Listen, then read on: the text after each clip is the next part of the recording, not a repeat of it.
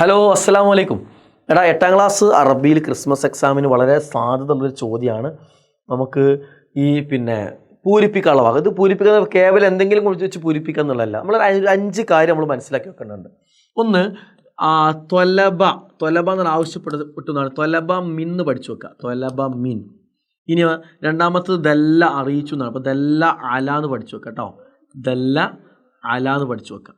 മൂന്നാമത്തത് എത്തി എന്നാണ്, വസ്വല എന്ന് എത്തി എന്ന് പറയാം, വസ്വല ഇല എന്ന് പഠിച്ചു വെക്കുക, വസ്വല ഇല എന്ന് പഠിച്ചു വെക്കുക. നാലാമത്തത് നിർവഹിച്ചുന് കാമ എന്ന് പറയാം, കാമ ബി എന്ന് പഠിച്ചു വെക്കുക.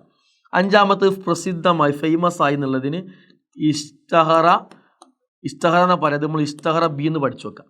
ഈ 5 വാക്ക് നമ്മൾ ഇതേപോലെ പഠിച്ചു വെച്ചാൽ ഇത് വെച്ചിട്ട് നമുക്ക് എന്ത് ചെയ്യാൻ പറ്റും, ഇങ്ങനത്തെ നിങ്ങൾക്ക് പരീക്ഷയ്ക്ക് ചോദിക്കുന്ന ഒരു പാരാഗ്രാഫ് സോൾവ് ചെയ്യാൻ പറ്റും.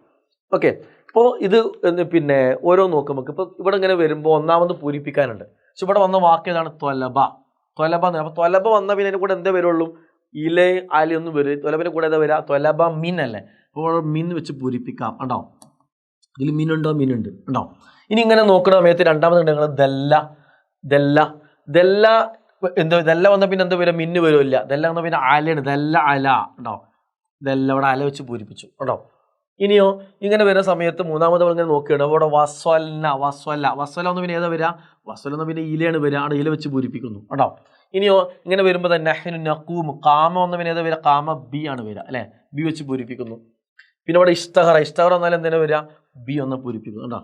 ഇങ്ങനെ വളരെ ഈസി ആയിട്ട് നമുക്കിത് കിട്ടും. ഇതിന് പഠിച്ച ത്വലബ മിൻ, ദല്ല അല, വസ്വല ഇല, ഇഷ്ടഹറ ബി, കാമ ബി, ഇതൊന്ന് പഠിച്ചു വെച്ചാൽ നമുക്ക് എന്ത് ചെയ്യാൻ പറ്റും, ഇത് റിലേറ്റഡ് ആയിട്ട് വരുന്ന പൂരിപ്പിക്കാനുള്ള ക്വസ്റ്റ്യൻ എന്തായാലും പരീക്ഷയ്ക്ക് ഉണ്ടാവും.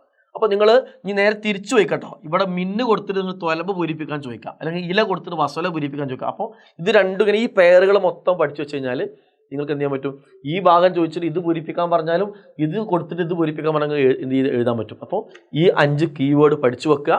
ഈ ഭാഗത്ത് ഷുവർ ക്വസ്റ്റ്യൻ ഉണ്ടാവും, ആ മാർക്ക് സ്കോർ ചെയ്യാം. All the best. അസ്സലാമു അലൈക്കും.